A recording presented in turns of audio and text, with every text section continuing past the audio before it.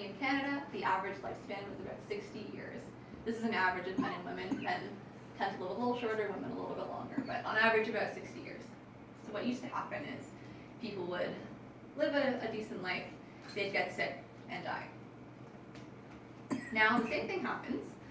In 2010 in Canada, the average lifespan was about 80 years. So we're doing quite a lot better. We've done a really good job of extending the lifespan. But if you'll notice, we really haven't changed the good years too much. We've extended the amount of time spent as the sick years, what I like to call. So in 1920, people used to die of more acute illness. You get an infection, you develop some kind of illness that could now be more easily cured with a vaccine or a drug. We're doing a really good job of keeping people alive longer, but we're doing that at the expense sometimes of quality of life. So you develop a chronic disease, for example, cardiovascular disease, cancers, diabetes, and it's not necessarily a death sentence, but it means that you do have to change some of the ways about how you live your life. So you're managing a chronic disease and you're still living. But again, the question is, how do we go from someone who's sitting in a wheelchair and just hanging on to someone who's actually enjoying their life, who's able to be a little more independent?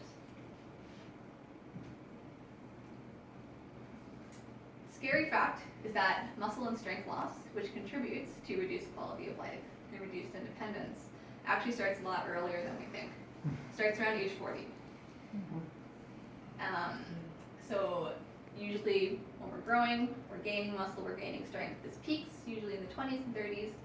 By the time you hit age 40, you'll lose about 1% of your muscle mass per year. It's a slow decline. So when you're 50, you probably really haven't noticed too much, maybe a little bit, you're maybe not as muscular as you were when you were 30, but it's really not too bad. By the time you get to 80 years of age, if you're an 80 kilogram person, about 175 pounds, you maybe have about 60 kilograms of muscle.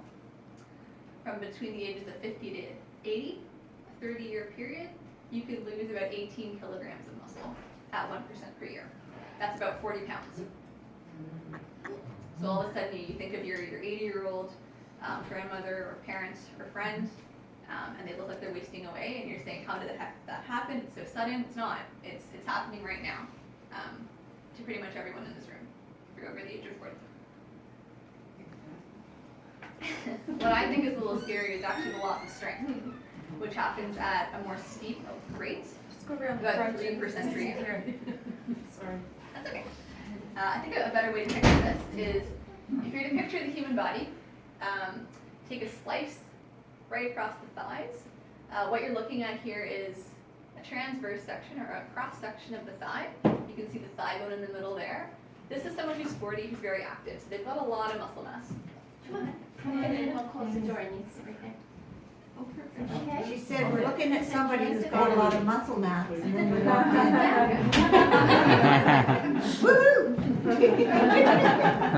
So here's someone who's got a lot of muscle mass. This is a 40-year-old very active person.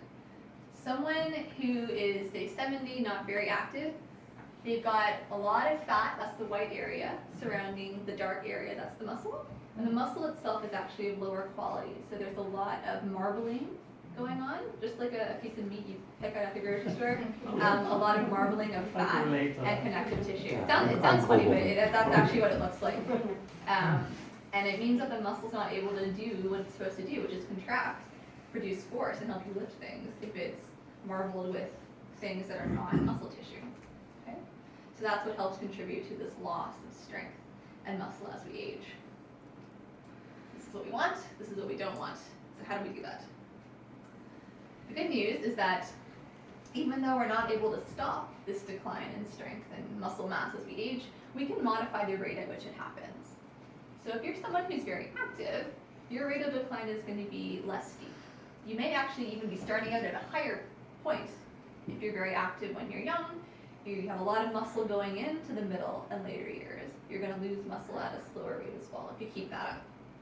So by the time you get to 80, you maybe have 20% more muscle than your average person who's sedentary and not doing too much, and a decent amount of strength as well.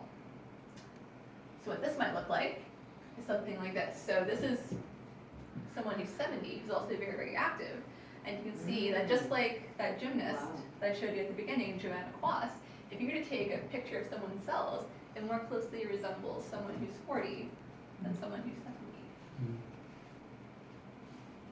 On the other hand, if you're not doing anything, this is your fit person. The first line I showed you is your average over the general population. If you're very sedentary, you're going to lose mass at a more steep rate. And this is actually a very simplified, sort of optimistic way of looking at the rate of muscle and strength loss. What actually happens is something a little more scary. So instead of a nice smooth line, we tend to see the rate of muscle mass and strength loss interrupted by these periods where people tend to be off their feet. 'Cause people are out there living their lives. They're maybe getting injured, they're getting sick, they're doing other things. They're getting a knee replacement or hip replacement, and they're off their feet for 2 months or so. They're maybe getting sick. If you're older and you develop pneumonia and you're off your feet for 2 weeks, this is actually a significant problem, because what we're seeing is that in these periods of accelerated, or in these periods of 2 to 3 weeks where you're off your feet, you're experiencing an accelerated rate of strength and muscle loss. So in this period, you're actually losing about 1% of muscle mass per day. The line I showed you before was per year. Wow.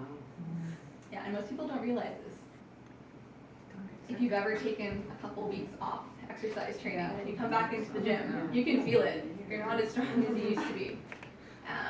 And this might be okay when you're 40 or 30, but further down the road, it becomes easier to tip over past that threshold where it's harder and harder to recover.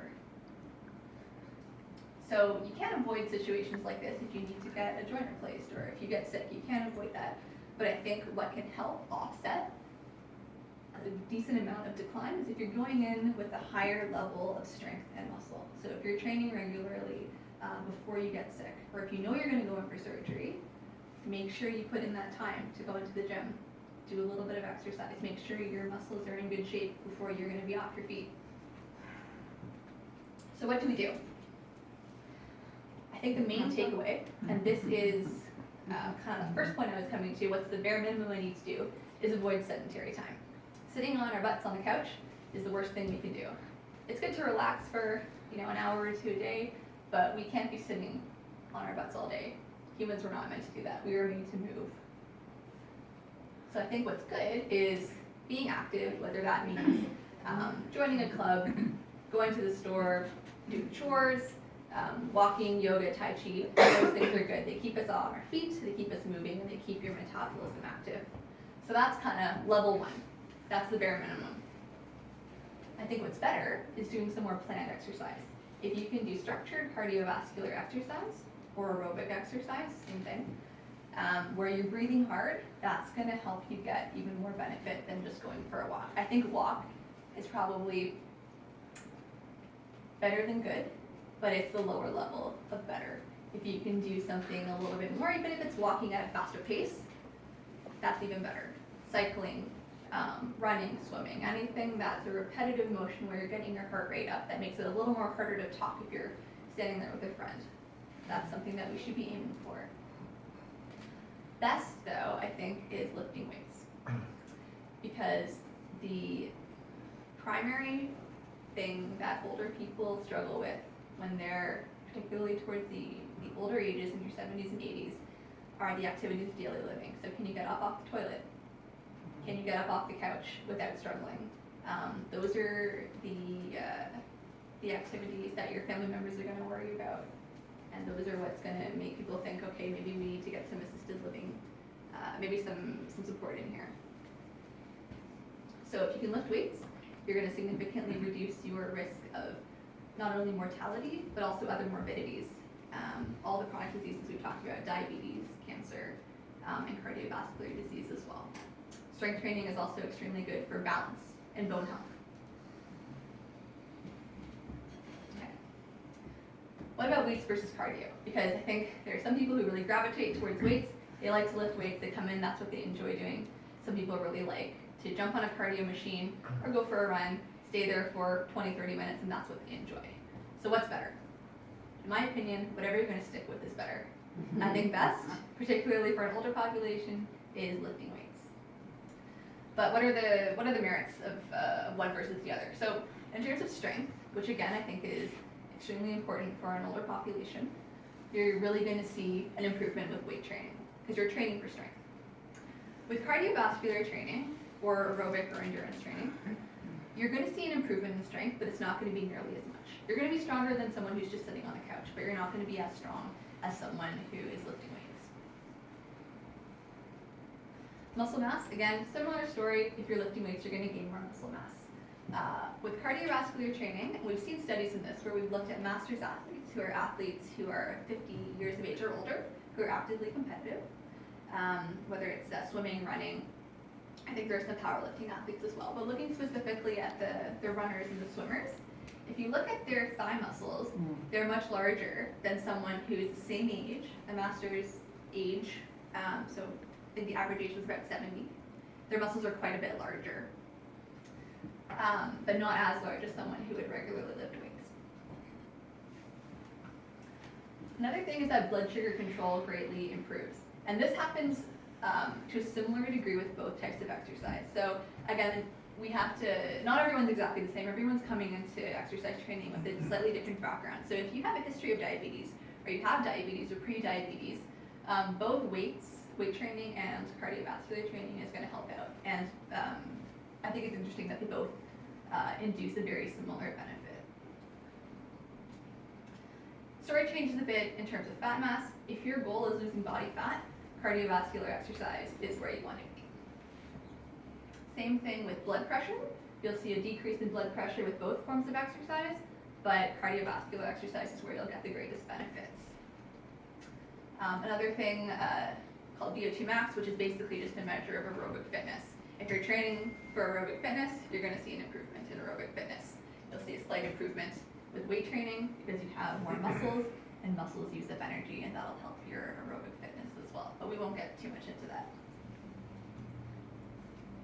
So in terms of cardiovascular exercise, so this is something that you enjoy, and this is what you're going to stick with. Again, it's important to choose an activity that you can enjoy, and there are so many different options: running, swimming, walking. Stair climbing is another one that's getting pretty big. I'm from Hamilton. We've got a lot of sets of stairs that go up the escarpment, and it's a really popular form of exercise there. So choose something that you're going to enjoy is the main thing. I would challenge you also to increase the intensity. Like I said earlier, going for a walk is great. If that's going to get you up off the couch and that's what you enjoy doing, then go for it. If you want to get to that next level and increase your fitness even more, you need to increase the intensity. And that means increasing your heart rate. So you don't need to go out and buy a fancy heart rate monitor if you don't want to, but simply just take your pulse or check in with a friend if you're breathing hard and you're not able to talk. That's a good sign. Another disclaimer I should issue before we get into any more exercise talk is always check with your doctor. If you have pre-existing health issues, you want to make sure that you're cleared to participate in exercise safely. All of the advice that I'm giving right now is geared towards someone who's been to see their doctor and they've gone, okay, go ahead, do whatever you need. Another thing that might be worth considering is interval training. Has anyone heard of interval training before? Yeah. Most of you have? Okay. So interval training simply refers to doing cardiovascular exercise, so walking or swimming or running or something like that, but you go hard for a few minutes, so you increase the intensity, you participate in a little more vigorous action, and you back off for a little bit. And there are various different ways we can do this. So most people, when they do cardiovascular exercise, they set themselves up on a machine or outside running, and they set the intensity, and they just go for however long they want to go, say 45 minutes, and that's it. Again, this is great, this is good.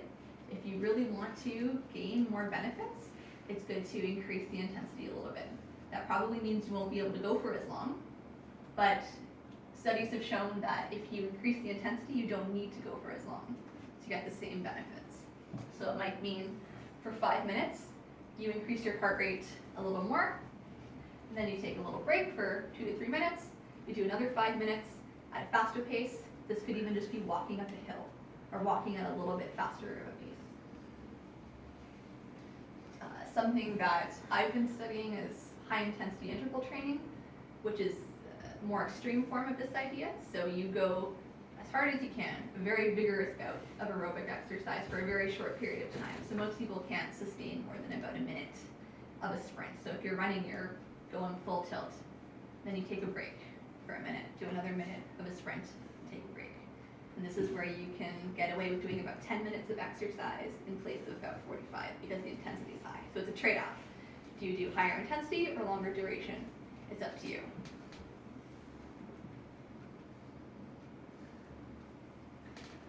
Okay, so resistance exercise. This is weightlifting. This is what I would really try to market towards an older population. And the two main messages, which I think are kind of wrapped up into each other, are the idea of training to fatigue. What I mean by that is training to the point where you can't lift a weight another time. So if you're doing a biceps curl, you choose whatever weight you want. It doesn't have to be heavy. It can be 5 pounds if that's what you can manage. It can be 20 pounds if you're really strong.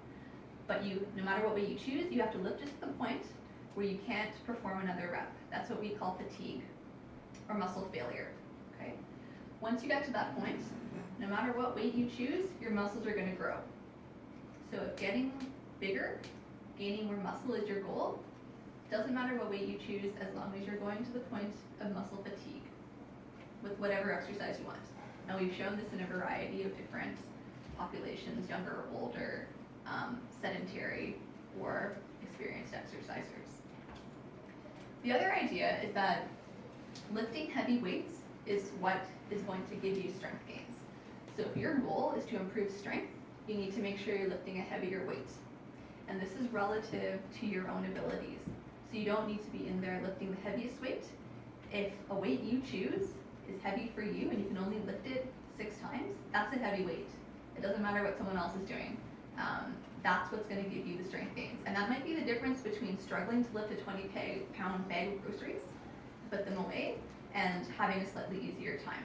And again, this might not make a difference for people right now if you're in your 40s or 50s, but by the time you get to your 80s or 90s, that's going to be huge. So what I mean by lifting to fatigue, if you choose a low load, this might be something that you can lift 20 to 30 times before you tap out. So maybe 2 or 3 pounds. You can lift it 20 or 30 times, but you go to the point where you can't lift anymore, that's fantastic. That's what's going to get you gains in muscle mass. If you go with a heavy load, something that maybe you can only lift 6 to 8 times, you're still going to get a gain in muscle mass if you do this regularly over time, but you're also going to get a gain in strength. Okay.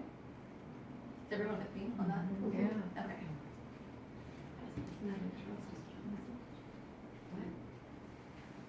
This is actually a fairly new idea. A lot of people haven't really been exposed to that yet, but I think this is very important for people who are intimidated by heavy weights. If you're looking to gain mass, you don't need to be lifting something super heavy. And this could also be something if you're not used to lifting weights, that's maybe where you start, and then you work your way up to something heavier. Okay, my next message in terms of weightlifting is focus on the lower body. For older adults, for everyone, but for older adults especially, this is particularly important because the most mass that we lose is in the anterior, the front of the thighs, the quadriceps muscles. Those are the muscles that are going to make it easier to get up off the toilet, get up off the couch, and help you move around. If you're not walking around, they're not being engaged. So it's important to keep moving.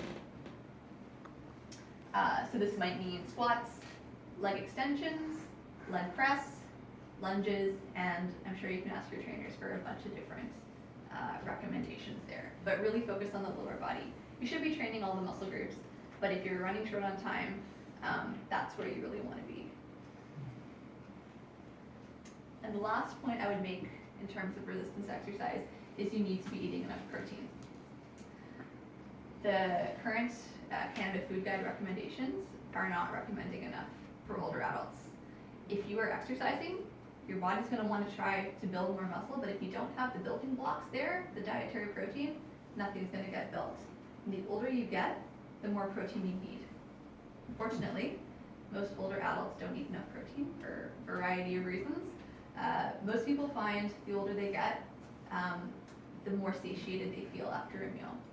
so they tend not to eat as much in general, and they tend to leave off protein. When does So- that start? That's a really good question. We actually don't know. So we tend to measure younger and older adults, and not really anyone in between. Most people in the middle age are working, and they're harder to recruit for studies, which is not an excuse, but that's why the problem kind of developed. So all we know is that younger adults need less protein to turn on their muscle building machinery. Older adults need a bit more, but we don't know exactly where it starts. If I had to hazard a guess, I'd say probably around age 40, similar to your loss in muscle mass and strength. But I think it's probably a good idea around age 40, 50 to start to try to eat a little more protein. And by the time you get to about age 60 or 70, I'll get into some of the numbers that you need to be focused on. So like I said, now this is at each meal. In order to turn on your muscle growth and repair processes at each meal, for a younger adult, you need to be eating about 0.24 grams per kilogram body mass. So what that means is about 20 grams per meal for someone who's about 80 kilograms. So that's about 175 pounds, so your average young man. For an older adult, and I'm saying older, it's greater than about 60 to 65 years of age, this almost doubles. So you need about 0.4 grams per kilogram body mass. And that works out for an 80 kilogram person to about 30 grams of protein. That's a lot. And this is going to change slightly depending on how, on your body size. I'm a pretty small person, so I probably don't need as much as someone who's larger. But if you are closer to 100 kilograms, you're going to need closer to 40 grams of protein. Can you convert Yes. that to 3/4 English for me? Ounces? Pounds? So if you look on a nutrition label, you'll see it in grams. So grams is probably the easiest way to go for protein. In terms of your body size, 80 kilograms works out to about 175 pounds. I just say, what's 30 No, grams? grams. What's 30 grams in ounces? I'm gonna get into that. So in ounces, I think it's probably close to 3 ounces.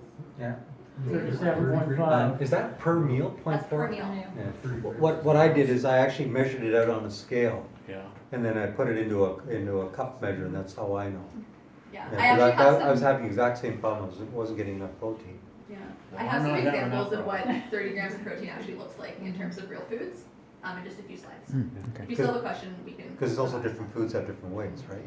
Yeah, and there's also the whole issue of there's different quality of protein, so it depends where you're getting your protein from. This is 30 grams of a high quality protein. Like good red meat? The good red meat, lean red meat is a good one. Chicken, dairy products are good as well. Chicken isn't meat though, is it? Chicken is Beef. Beef is fine, it's not fried, it's fairly lean. How about moose? Moose is organic, that's awesome. Yeah. Yeah. Mice. So another problem that we run into in terms of protein consumption is the pattern in which we tend to eat protein. So most of us probably follow a Western style diet, and this is what our protein distribution throughout the day tends to look like. So if this is our target, 30 grams in order to turn on our muscle building processes. At breakfast, most people really aren't eating a ton of protein. You probably have a lot of tea and toasters in this room. Not eating a ton of protein in the morning. Cereal, not a ton of protein unless you're putting in some milk there.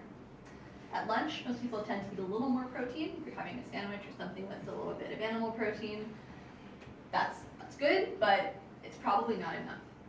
Again, depending on your own personal diets. At dinner is where most people get most of their proteins. They're having a large piece of meat, a piece of fish, and that is going over and above what you need. Which is not a bad thing, but it would be nice to spread it out throughout the day. So we've done some research looking at trying to balance this protein distribution more throughout the day, because if you're turning on your muscle building processes more than once throughout the day, then this is going to help you maintain and even gain more muscle mass, and then in turn strength. And there's a few modifications you can make. So instead of having tea and toast for breakfast, maybe you add some eggs. Instead of having just a sandwich for lunch, maybe you add a glass of milk. And maybe that also means reducing some of the protein you're eating at dinner so that you can move that up earlier in the day. Because if you add in more protein earlier in the day, you might feel a little full and you might not want to eat quite as much as dinner. I would not recommend trying to reduce as much the amount of protein that you eat, more just trying to add it earlier in the day, and you'll find that you probably won't feel hungry enough to eat as much during the evening meal. I read somewhere that you can only absorb so much protein at a time, and so, yeah, there's no point having 80 at the end, because you can only absorb 40 or something. Yeah, That's right. that's a really good point. So you can absorb probably, and again, depending on your body size and your age, if you're over 60, 65, you can probably absorb about 30 to 40 grams of protein in one sitting. Mhm. Anything over and above that is probably just going to be burned off as fuel.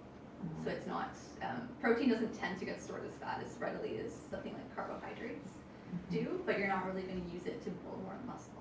If you're younger, you're probably going to need only about 15 to 20 grams of protein at any given time, and the rest will be burned off. So sometimes you'll see these bodybuilders going around drinking all these protein shakes.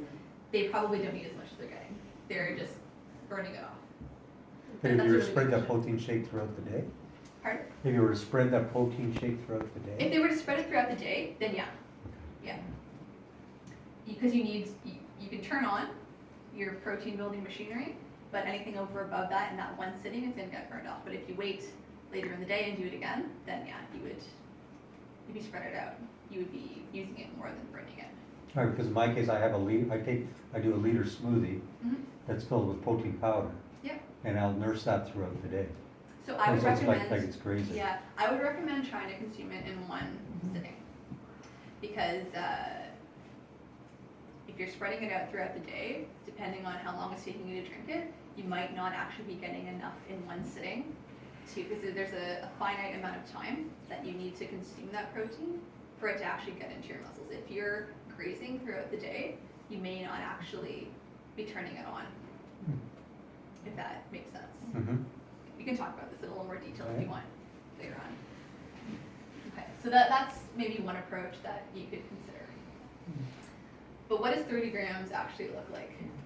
So it could be a small chicken breast.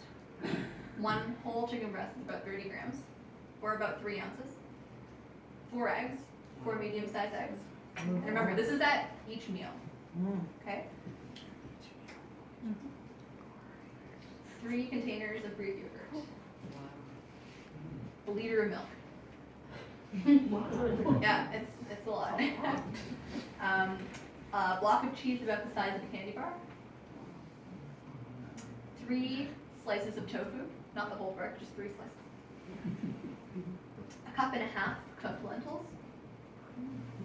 And about 100 almonds. This is about 20, so you need about 100. Most people think that nuts have a lot of protein. They have more protein than most plants, but they actually have more fat than anything else. Good fats. They're not bad to eat. They're healthy fats, but you're not going to be getting a ton of protein. You're going to need to eat a lot to get enough protein. So this kind of comes back to the question of protein quality. If you want the high quality protein, the good rule of thumb is anything that comes from an animal, if you eat animal meats, is going to be a high quality protein, and you're not going to need to consume quite as much volume, because as you can see, 4 eggs is not quite as much as 100 almonds. Veggie sources of protein, with the exception of soy, which is pretty good, veggie sources of protein are not as high quality, so you need to consume quite a lot more to get the same bang for your buck. Okay? So what's the solution? Because this seems to be a bit of a problem. I know I'm not going to be eating that much when I'm 65. So this is where the idea of dietary supplements comes in. I think generally if you can get these nutrients from your diet, that's the better way to go. But it's not realistic to expect everyone to drink a liter of milk 3 times a day, because that's a lot of food. So if you're interested in protein powders, this is a good application for these. Not trying to sell you anything, I'm not from a company, but these are a good way to get a lot of protein into a smaller volume. So 1.5 of these scoops will give you about 30 grams of protein. And you can mix that up into a shake that'll be probably 500 to 600 milliliters, or about 2 cups. So a lot smaller volume to deal with than a liter of milk. And this could be supplementing your diet. So if you're already getting 15 to 20 grams of protein with whatever you're eating that meal, you maybe only need to take a half a scoop extra of protein powder. It could be something you maybe mix into cereal or into your smoothie. Okay? I like whey protein because it's very easily digested and absorbed, and it gets into the muscle really well. I've done some studies on this. There are lots of different protein powders, and again, if you're vegetarian or vegan and you want to choose a plant-based protein, that's great as well. You might need to just take a little bit more. Another supplement that we've done some research with is something called creatine. This is a protein that's found in meat, and it doesn't do so much for building muscle mass, but it's actually really good for increasing your strength. This is not something that you'll need to take forever, but you might take it for a month or two just to help you. It helps a lot while you're exercise training to support some of the strength gains that you will get while you are lifting weights. Vitamin D is another really good one. Particularly with calcium, they're often sold together. They help not only with bone health, but also with strength as well. We're a little fuzzy on exactly why that happens, but there are some really good studies showing that if you're taking vitamin D and calcium, your strength, your muscular strength is going to improve as well. And fish oils are another really good supplement that you might want to consider, again, to support muscle mass and strength. Again, we're not entirely sure why this happens, but there is some good research to show that if you're on a fish oil supplement, you'll be able to build muscle and strength at a greater rate. And there's no reason why you can't take all of these together if you feel as though you might not be getting as much nutrition from your diet as you could be getting. So I hope during the course of this talk I've convinced you that anything is better than nothing, but heavy lifting is probably best if you're an older adult. And in terms of the bare minimum that we need to get by, basically anything that will get you up off the couch and moving around and doing things. In terms of optimizing your health, I think heavy lifting is best, especially when combined with a little bit of cardiovascular exercise, because most people tend to not do just one form of activity, really like to mix and match. So heavy lifting with a little bit of cardio for some variety, hopefully at a higher intensity, while we're continuing to get a little more dietary protein to help support these gains. If anyone's interested, I have 2 book recommendations that I really enjoyed. The first one is called The First 20 Minutes by Gretchen Reynolds. She's a phys ed writer for the New York Times. She's a phys ed column. And she has written a really excellent, very readable book featuring a lot of really good research from around the world, and actually a lot of really good Canadian research as well. So it's a very motivational book. I think there's also a chapter specifically on aging and exercise. Second book is Being Mortal by Atul Gawande, who is an American surgeon. And the book is about the culture change and how we're aging and the global population aging, and what do we do with the problem of older adults needing more support, but